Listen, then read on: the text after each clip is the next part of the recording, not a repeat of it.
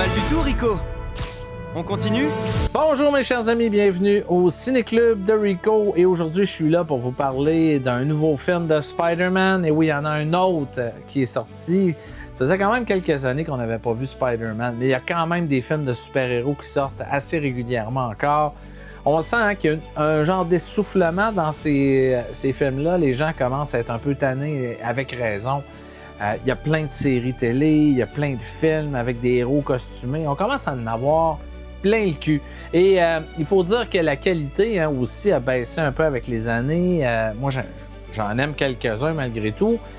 J'ai aimé quelques films produits par Marvel. Évidemment, le premier Iron Man, j'avais aimé ça. J'ai aimé quelques films. Je ne vais pas tous les nommer, mais quelques-uns. Mais particulièrement, les films de super-héros qui me faisaient triper, c'était les vieux films de super-héros. Dans le temps où il n'y en avait pas plein. Là. J'ai aimé beaucoup le Superman de Richard Donner avec Christopher Reeve, qui demeure mon film de super-héros préféré. J'ai aimé les premiers Batman de Tim Burton, les deux Batman que Tim Burton a fait. J'ai aimé ceux de Christopher Nolan aussi. Donc, je suis pas un anti-film de super-héros, mais je trouve juste qu'il y en a trop. Et c'est un petit peu avec le... Disons, j'avais pas tant envie d'aller voir le nouveau Spider-Man, je vous l'avoue. Je suis allé un petit peu à reculons. Mais ma plus jeune, ça y tentait d'aller au cinéma et elle aime bien Spider-Man. Elle aime bien Tom Holland dans le rôle de Spider-Man parce que c'est le Spider-Man qu'elle a connu. Donc, elle voulait aller voir le nouveau Spider-Man. Donc, je me suis dit, OK, on va y aller. Et c'est-tu si pire que ça? C'est pas si mal finalement. Et je vais vous en reparler dans un petit instant au Ciné-Club de Rico. Vous allez voir, c'est quand même pas pire. Le nouveau Spider-Man, là, c'est pas parfait, mais quand même, il y a des bonnes choses à dire sur le film.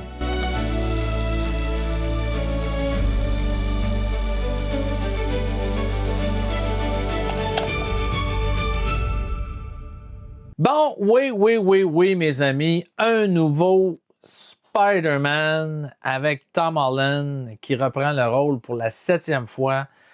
C'est l'acteur qui l'a joué le plus souvent. Et évidemment que moi, mon préféré à date, c'est sans conteste Tobey Maguire qui a joué dans la trilogie Spider-Man de Sam Raimi qui était sortie au début des années 2000, en 2002 plus précisément. Ils avaient fait 3 films ensemble et c'était excellent. On ne peut pas demander meilleure incarnation de Spider-Man que ce qu'avait fait Tobey Maguire. Un rôle pour lequel il était né pour jouer Spider-Man, littéralement. Et Sam Raimi avait mis tout son style énergique à la réalisation pour nous livrer un des meilleurs films de super-héros ever. Depuis le premier Superman, c'était excellent. Le deuxième était très bon aussi. À mon avis, il y en a beaucoup qui disent que le 2 est meilleur que le premier. Moi, j'ai aimé mieux le premier que le 2. Bon, c'est une question de point de vue à quelque part. Mais ça reste que les 2 premiers Spider-Man de Sam Raimi étaient solides. C'était des très, très, très bons films. Évidemment que là, à un moment donné, on a décidé de refaire Spider-Man, de faire un reboot de la série. C'est la mode de reprendre un nouvel acteur et de repartir à zéro. Alors, on avait fait The Amazing Spider-Man en 2012 avec Andrew Garfield qui faisait Spider-Man, qui était plus vieux, qui faisait un Peter Parker un petit peu plus vieux, qui amenait un petit peu un côté un peu plus dramatique. C'est un acteur quand même assez sérieux, Andrew Garfield. Donc, ça donnait des films qui étaient sympathiques, mais que je trouvais un petit peu vides en bout de ligne. Je trouve que le réalisateur n'avait pas vraiment la touch pour nous livrer vraiment des scènes d'action efficaces. Pour moi, ça a été un passage à vide un peu, ces 2 films-là de Spider-Man. Et là, on a ramené Spider-Man dans l'univers Marvel. Parce que là, Marvel ont décidé de reprendre en main leur super-héros. Et ils ont repris les droits sur Spider-Man parce que c'est, je pense, la Columbia Pictures ou quelque chose comme ça qui avait les droits sur Spider-Man. Et là, en tout cas, ils ont réussi à reprendre les droits sur Spider-Man au cinéma. Et là, on a le personnage est apparu sous les traits de Tom Holland en 2016 dans Captain America Civil War. Il y avait une petite apparition. Et ça mettait la table, le couvert finalement pour le premier gros film de Spider-Man depuis plusieurs années. C'était Spider-Man Homecoming qui nous présentait vraiment la nouvelle incarnation de Spider-Man. Moi, j'ai été un petit peu froid à l'accueil de cet univers-là. J'étais dans une période où justement, là, on commençait à vraiment en avoir plein de cul des héros, des super-héros. C'était la période où tout le monde tripait sur les films d'Avengers. J'ai jamais compris pourquoi d'ailleurs, parce que pour moi, un des problèmes des films de super-héros aujourd'hui, c'est qu'on veut garrocher trop de super-héros dans les films. Hein? Il ne suffit plus d'en avoir un, ça nous en prend au moins 10, 12 pour satisfaire l'appétit du public pour ces personnages-là. Alors que plus on en met dans un film, moins on a le temps de développer ces personnages-là, de nous les rendre attachants. Tu sais, c'est vraiment plus des caméos. On voit Hulk, on voit Captain America, on voit Iron Man, on voit Spider-Man un petit peu. On les voit toutes, mais ça devient un peu vide comme histoire. Tu sais, c'est comme un peu des caméos, comme je vous dis. On les a toutes vus, mais ils n'ont pas fait grand-chose finalement en bout de ligne. Donc, pour moi, les films d'Avengers, c'était un peu ça. Tu sais, les gens voyaient ça comme quelque chose de super épique, de grandiose. Moi, je n'ai pas trouvé ça si grandiose que ça. Oui, il y avait du spectacle là-dedans, mais c'était un ramassis de séquences de scènes qui se ressemblaient. Et je trouvais que aussi dans les premiers Spider-Man qu'on a fait avec Tom Holland, je trouve qu'on se perdait un peu là-dedans aussi. On a voulu tout mélanger. Et on le fait encore dans celui-là. Hein? Je vais vous parler, c'est pas un film parfait, le dernier Spider-Man, mais je trouve qu'on a réussi à monter la barre un petit peu. Le dernier Spider-Man en lice, la dernière fois qu'on l'avait vu au cinéma, c'était en 2021 avec le film Spider-Man No Way Home. Et c'était pour moi, les gens tripaient parce que on avait décidé d'utiliser le multivers, ce qui nous permettait d'avoir l'idée farfelue d'amener tous les acteurs qui ont joué Spider-Man dans les dernières années. Alors, le Spider-Man de Tom Holland allait comme dans le multivers et se retrouvait avec les méchants des films de Spider-Man, d'Andrew Garfield et de Tobey Maguire. Et en plus, il pouvait combattre les méchants, à peu près toute une galerie de méchants. Willem Dafoe, Alfred Molina qui reprenait son rôle de Dr. Octopus. Alors, il se battait contre ces méchants-là en compagnie des vieux Spider-Man. Moi, personnellement, j'avais trouvé ça complètement ridicule comme idée. Les gens tripaient, les gens étaient contents. Wow, Tobey Maguire, Andrew Garfield, wow, les trois Spider-Man ensemble. Mais en fait, c'est un film qui était vide. Hein? Il n'y avait pas grand-chose dans ce film-là. Non seulement on ne reconnaissait pas vraiment les méchants, hein, qui étaient repris par les mêmes acteurs, Willem Dafoe, Alfred Molina, on ne reconnaissait même pas la personnalité des méchants. Mais c'était un peu malaisant comme scénario où on voyait vraiment des scènes qui étaient pour faire plaisir aux fans. C'était un fan service, le film, plus qu'un scénario qui se tenait debout. On voyait Tobey Maguire arriver, là, tout le monde tripait, applaudissait, puis là, tu voyais les trois Spider-Man ensemble. Ça donnait une histoire complètement saugrenue, farfelue. Et au bout de tout ça, on se disait, Spider-Man, on l'a perdu. Hein? Il est perdu dans les méandres du multivers. Mais là, finalement, à la fin du film, il revient du multivers. Et là, Doctor Strange est obligé d'effacer la mémoire des gens, d'effacer Spider-Man de la mémoire des gens. Et pauvre Spider-Man, parce qu'il est en amour par-dessus la tête avec Mary Jane, qui est jouée par la très belle et succulente Zendaya, qui est sa conjointe dans la vie en passant. C'est un des plus beaux couples d'Hollywood. Ils ont l'air de s'aimer, c'est le fun, ils sont beaux. Tous les deux, hein, Zendaya est magnifique et lui, c'est un beau bonhomme aussi. Donc, ils font un super beau couple ensemble dans la vie. C'est beau de les voir. Ils ont vraiment de l'air en amour.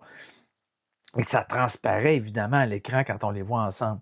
Donc, ça faisait plusieurs années qu'on n'avait pas vu Spider-Man. Et là arrive cette nouvelle mouture, Spider-Man.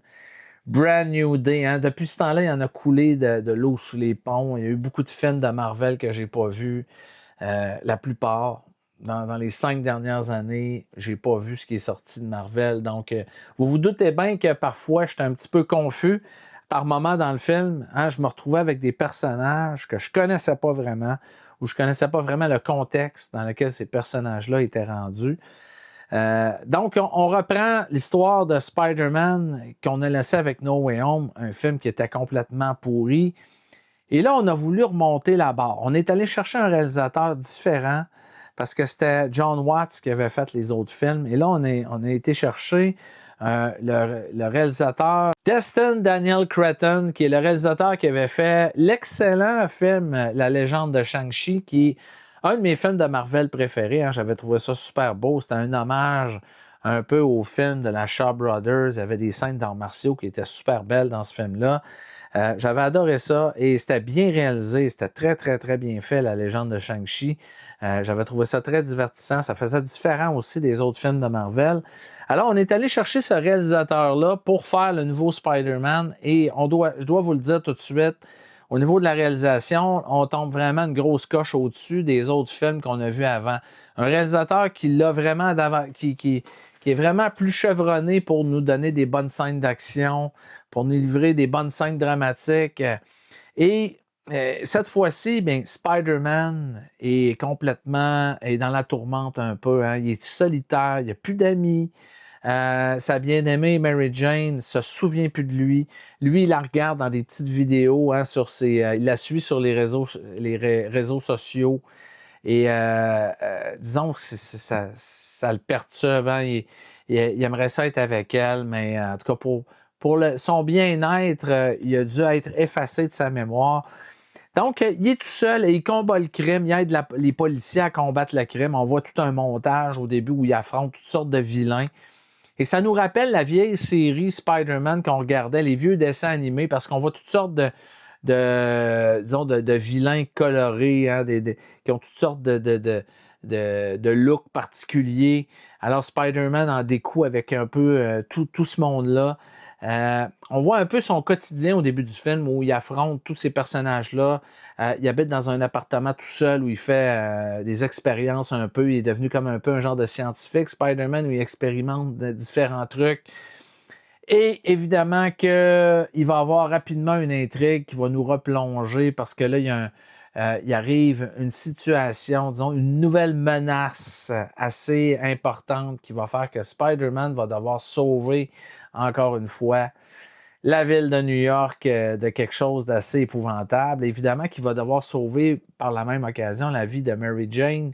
Il va retomber un peu dans ses vieilles pantoufles, mais en même temps, on trouve un Spider-Man qui ressemble un peu au Spider-Man que nous avait donné Tobey Maguire, qui était pris tiraillé avec toutes sortes de questionnements dans sa tête, qui est un personnage un peu torturé.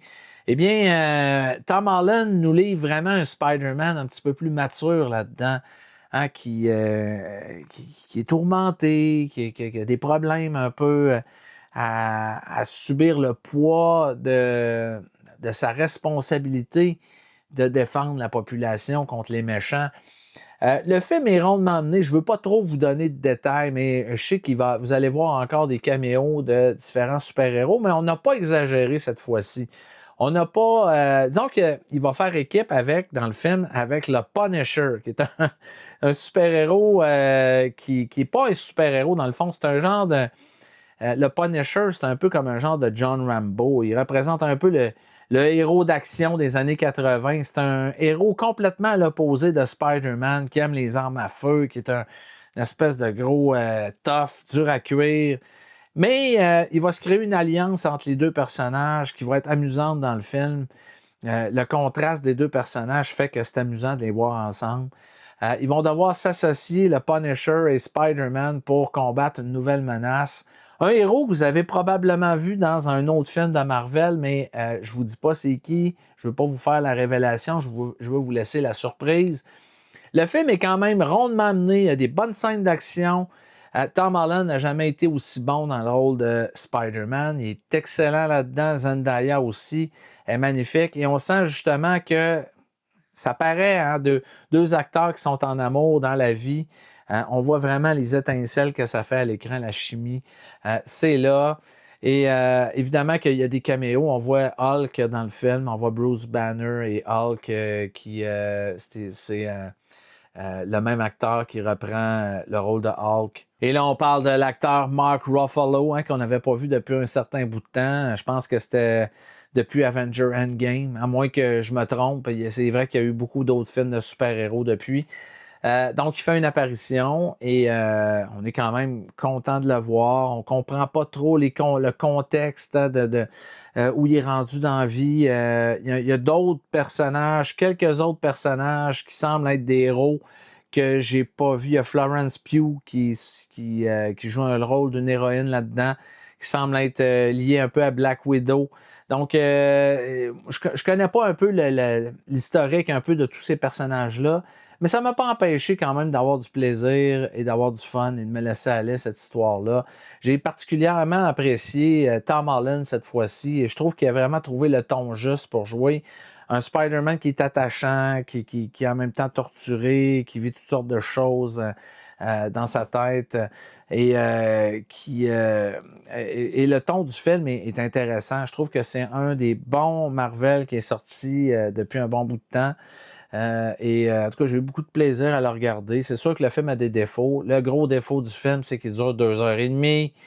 Alors, tu sais, les films de super-héros de 2 heures et demie, c'est trop long. Et il aurait-tu pu couper des bouts? Oui, il aurait pu couper au moins 3/4 d'heure du film, mais ça n'aurait rien changé. On aurait compris l'histoire pareil. Il y a quelques passages à vide. Évidemment, les réalisateurs aujourd'hui ne savent plus où couper.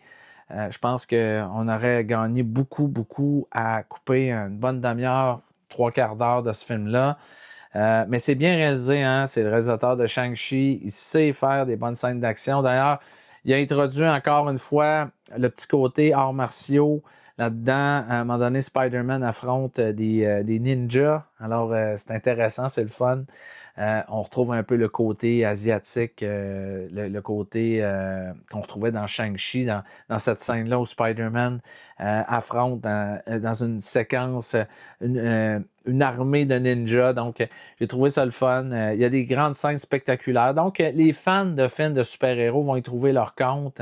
J'entendais des gens dans la salle qui étaient un peu confus parce que justement, ils ont perdu le fil un peu au cours des années des histoires de Marvel. C'est un peu la problématique quand tu dis que c'est le 38e film de Marvel et qu'on veut interconnecter toutes ces histoires-là. Ça devient compliqué un peu de garder les spectateurs dans de garder le spectateur attentif à tous les détails.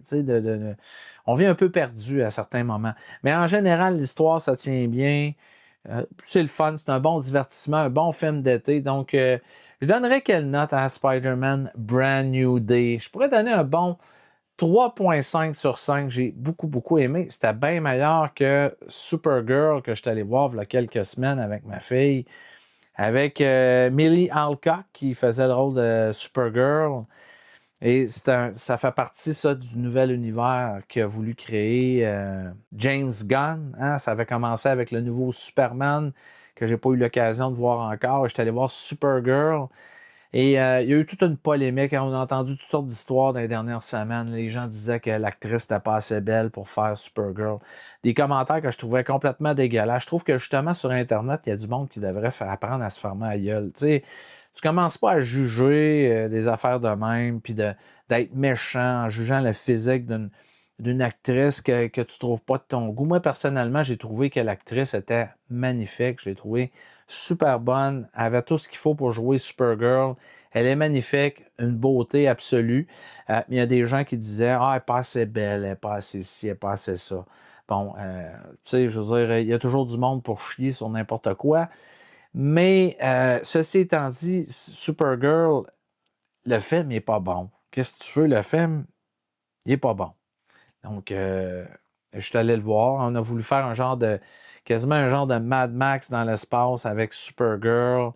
Je veux bien croire qu'on y a trouvé un bout du restant de la cape de Christopher Reeve pour y faire son costume, mais c'est pas ça qui fait que le film est bon. Le méchant est inintéressant. On a voulu encore une fois mettre toutes sortes de super-héros un peu superflus là-dedans. Mais grosso modo, l'histoire de Supergirl, c'est une super-héroïne qui se calisse de tout le monde. Hein? Elle n'en a rien à foutre de personne. Tout ce qu'elle pense, c'est faire la fête, faire le party. C'est la cousine de Superman. Hein? Superman a l'air de vouloir la ramener dans les rangs, mais elle a pas de là. Elle a plus l'idée de faire le party. Et dans le fond, ce qui va faire que dans le film, elle va décider de partir à l'aventure, c'est que son chien, hein, qui a l'air un peu de Milou, Je me rappelle même pas le nom du chien là-dedans. En tout cas, il est cute, le chien. Bon, son chien se fait empoisonner par un super vilain et elle a comme 24 heures pour retrouver les vilains qui ont l'antidote pour guérir le chien. Donc, vous voyez, le scénario, c'est très, très...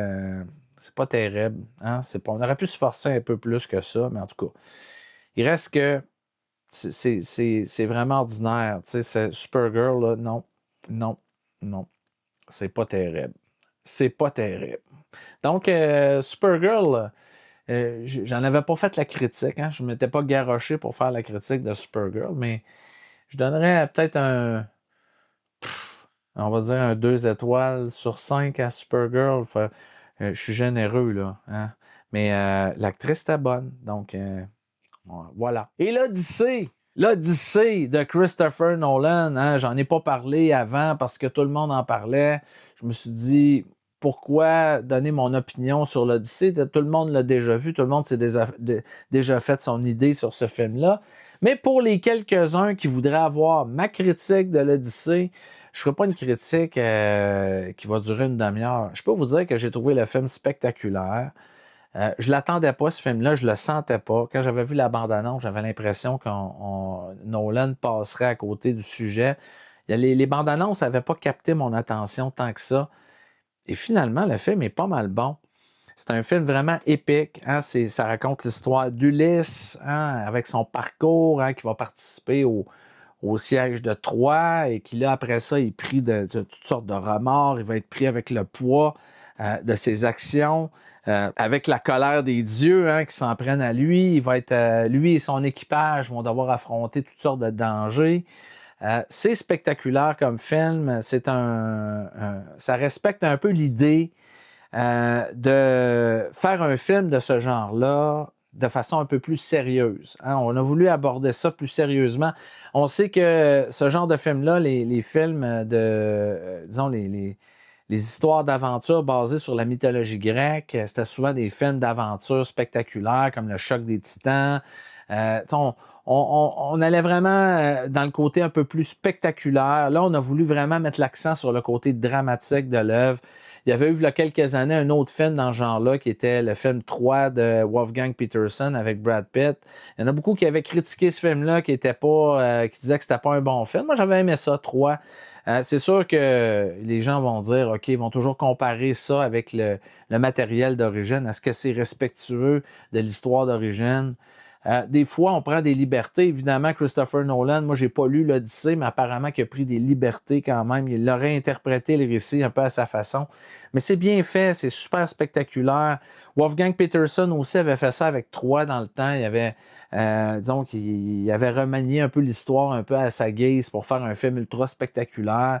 Ça fonctionnait quant à moi. C'était pas nécessairement un grand film, mais c'était spectaculaire, c'était épique. Et encore une fois, je pourrais dire que l'Odyssée, ça livre le mandat. Un peu long par moment. J'ai trouvé que le film paraissait quand même d'un film de 3 heures. Il y en a qui ont dit que j'ai pas vu le temps aller.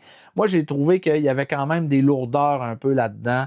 Je trouve qu'on aurait pu, disons, alléger un peu le montage de quelques scènes. Le film aurait eu peut-être un meilleur rythme à un certain moment. Mais dans l'ensemble, là, je ne peux pas trop critiquer parce que ça a été vraiment bien fait. Les scènes visuellement sont spectaculaires. On a un Matt Damon là-dedans qui est parfait. C'est le rôle de sa vie qu'il trouve là-dedans. Il est excellent dans le rôle d'Ulysse. Il joue bien le côté héroïque comme le côté dramatique du personnage. On sent un personnage avec le poids du monde sur ses épaules. Les scènes fantastiques sont bien amenées quand même. Il y a beaucoup de practical effects là-dedans. Et tout ce qui est effet numérique est bien rendu. On y croit. Le Cyclope, il est très bien fait. Il est épeurant. D'ailleurs, on met une dimension très film d'horreur dans ces séquences-là. Hein. J'ai eu l'impression des fois que Christopher Nolan, un peu comme il l'avait fait dans les films de Batman, Batman était montré un peu comme un genre de... Quand Batman apparaît dans Batman Begins, c'est filmé un peu comme un film d'horreur, comme un slasher. C'est comme si ça devenait un film d'horreur pour les méchants. Bien, à certains moments dans l'Odyssée, on sent le côté horreur qui prend le dessus sur le film. Quand il y a les sirènes, quand il y a le cyclope, quand il y a la sorcière, On joue bien la carte du cinéma d'horreur dans ces séquences-là. Les scènes d'action en général sont bien faites. On sait que Christopher Nolan, c'est pas sa grosse force, le cinéma d'action, mais il se débrouille bien dans celui-là. C'est quand même assez bien fait par moments. Et il y a beaucoup, beaucoup de scènes iconiques. Donc, j'ai hâte de le revoir. Je vais le revoir, pas au cinéma, mais je vais assurément me l'acheter quand il va sortir en médium physique. Et c'est quand même pas si mal comme été, on peut dire. On a eu un bon film épique avec l'Odyssée, auquel je donnerais. Écoute, faut être. C'est un film très ambitieux, c'est un film fort. Je donnerais un 4 étoiles sur 5 à l'Odyssée de Christopher Nolan. Et évidemment, on a un bon film de super-héros cet été, Spider-Man, Brand New Day. Donc, si vous aimez le personnage de Spider-Man, fiez-vous pas au dernier film qui était pas terrible. Vous allez voir, celui-là est bien meilleur. Et je pense que ça nous montre que avec un bon réalisateur, avec un scénario qui se tient quand même, on peut quand même encore faire des films qui tiennent la route dans ce genre-là. Hein, le genre n'est pas complètement mort. Je peux pas dire que ça m'a hypé davantage pour le film Avenger Doomsday qui va sortir, je sais pas quand, je pense dans le temps des fêtes. Je suis pas hypé vraiment. Mais, disons, prenons un film à la fois. Celui-là, Spider-Man Brand New Day, c'était pas si mal. Donc, c'était ma chronique aujourd'hui pour le Ciné-Club de Rico. Aller au cinéma, c'est important de remplir les salles de cinéma, d'encourager les salles obscures parce que de plus en plus, je me rends compte que les gens ne vont pas au cinéma. Peut-être parce qu'on ne fait pas assez de bons films, mais c'est important de les garder vivantes, ces salles-là. Donc, allez faire un tour au cinéma cet été. Il y a quand même quelques bons films à l'affiche. Et moi, je vous remercie. N'hésitez pas à me mettre un petit pouce d'appréciation. Mettez-moi des commentaires, je vais aller vous lire et vous répondre assurément. Et n'hésitez pas à vous abonner au Ciné-Club de Rico. D'ici là, je vous dis bon cinéma et à la prochaine, mes chers amis.